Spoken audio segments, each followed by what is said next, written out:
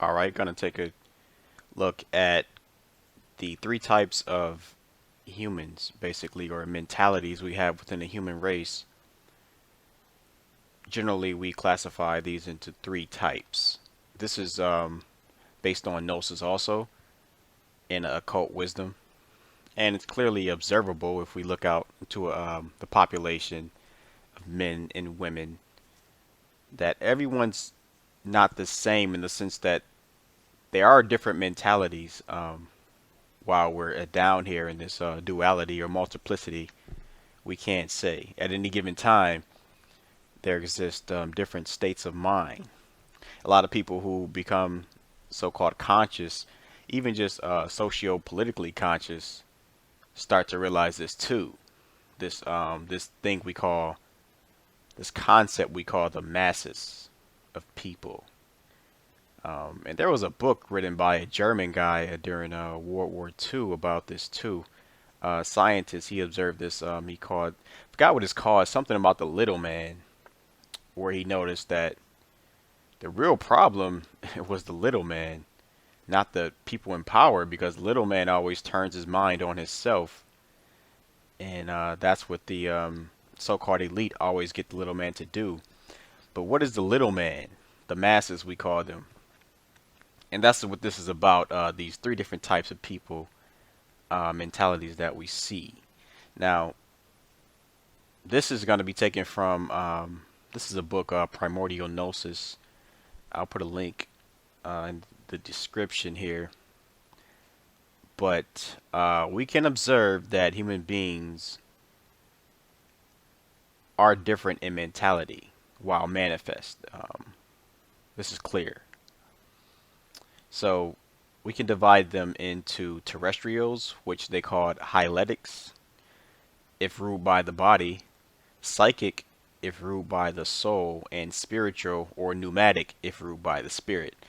Now, the terrestrial hyletics, these are the people who are of the earth. This basically is what we would call the masses. The people who really, you know, if you really get them in a corner about something, deep or so, maybe you hit them with a conspiracy theory, they'll just say something, ah, it doesn't matter, you're gonna die anyway. Who cares? How's that gonna help my survival? It has nothing to do. It's not gonna get me laid. It's not gonna put food in my mouth. These are the people that are only concerned with their physical survival, and ultimately, well, I'm gonna die anyway, so nothing matters. You know, the dialectics. Now, each of these three mentalities can actually potentially exist in each person. At least the first two, I would say, psychic and terrestrial.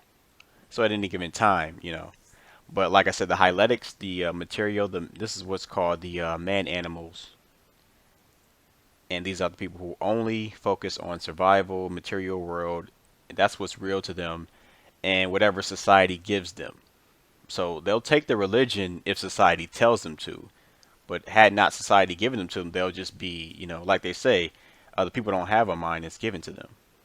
So these are the people who just go along with the societal mind and basically what we call the masses.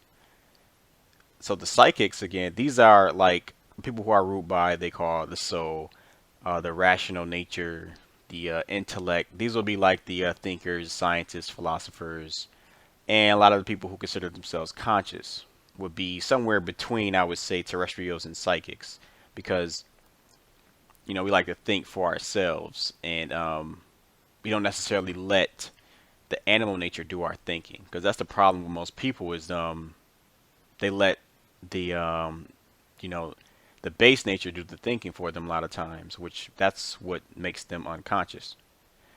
So psychics, of course, like philosophers, scientists, you try to go above that and use the mind, and of course that's the danger to society, which is thought, because thought knows no bounds.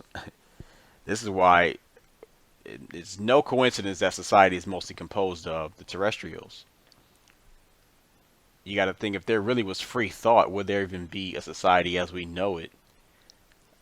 Because thought challenges everything. I mean, throughout history, thinkers, philosophers, they've been put to death just for introducing ideas. That's how serious thought is.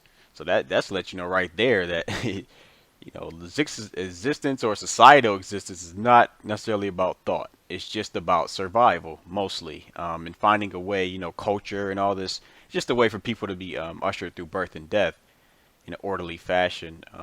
That's really what it's about. It's not about thought. But people who like to think and become conscious, that's the challenge when you become conscious. And we could divide this into a percentage, a rough percentage, which a guy named Clarence 13X came up with back in the 60s. He was part of the 5% nation. He said it was basically 85, 10, and 5. So 85% of people are terrestrials, about 10% are psychics, and 5% would be spirituals. And now I probably would say now it's probably like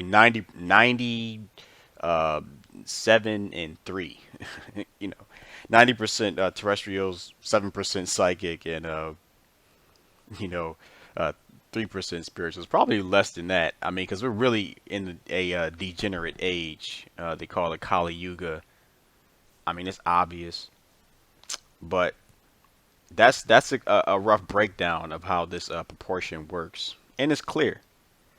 That's why stuff like so-called 9/11, all these truths that people are trying to get out, none of them are getting through because ultimately, like I said, the terrestrial mentality doesn't really care. That's not gonna put food in their mouth. As a matter of fact, that's gonna disrupt the food supply when you start hitting people with all this truth. That's a terrestrial mentality. Who cares about that? That's not gonna help my survival.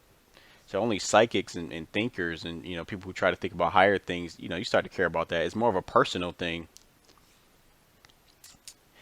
And for the spirituals, they're not concerned with any of it. These are the people who the spirituals are the people who have been perfected. These will be like the Buddha beings, the Christ beings. They're totally perfected and not of this world because they realize the folly in this world. Period. Because you can't save it. It's always going to be drama. It's built on drama. It's built on conflict, opposition, duality. That's the whole point. So they realize this, and they go for something higher, the non-dual principle. So there's also an Indian rendition of this. They call it the Pasu, the Vira, and the Divya. The Pasu means animal and refers to the man animal in which the body and its instincts dominate. Vira is the warrior who is striving to wake up. The people we already talking about waking up. Now, I know in a Western world with this conscious stuff and a lot of conscious people, we think we're waking up, but just breaking down socio-political deception is not the ultimate waking up. That's breaking brainwashing basically. So we're able to break these cultural, socio-political lies that are given to the society for whatever reason. Half of it is malevolent. Some of it is actually benevolent, believe it or not. They actually see it as being for the good of the people because, come on, people could be wild. We got to admit this. But so we see ourselves, oh, we're waking up. It's wake up. It's wake up time. Wakey, wakey. Like again, like with flat Earth. Flat Earth. It's a sort of wake up, but like I said, that's really you're breaking out of a negative state because you were brainwashed. But it's not the ultimate waking up. The ultimate waking up is what the spirituals do. It has nothing to do with you know, breaking down a lie necessarily. You're breaking down a lie, but you're breaking down a lie of this world. The realm itself, this material duality itself, is what the spirituals wake up to, and they break down that lie. That's the big one, which most of us probably won't reach, honestly. You know. But the Vera is the warrior who is striving to wake up. He is somewhat confused, but fights to free himself from this material world and fulfill his spirit. So again, that's a spiritual warrior who wants to break free of matter, or just allows the reality to overtake non-reality, allows non-dual to swallow up the dual, the duality. And finally, the Divya, the third type of man whose spirit has already been liberated and rules absolutely. Perfect man is found in this group. Like I said, those are the Buddha beings, the Christ beings, these perfected ones, these spirituals who relay these esoteric wisdom and messages that get perverted and distorted and reduced and muddied down into mass religion. So again, we have the terrestrials, the Hyletics, and of course, if you really want to know who the Hyletics are, just like I got a lot of people, these guys who watch ESPN all day, you know, like all day.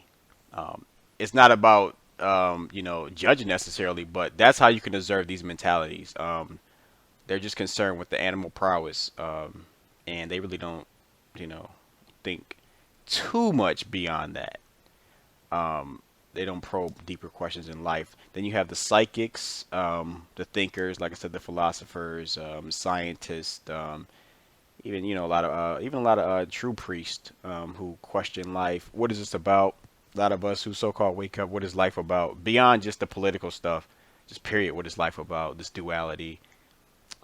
People who try to break themselves free of the shackles of lies.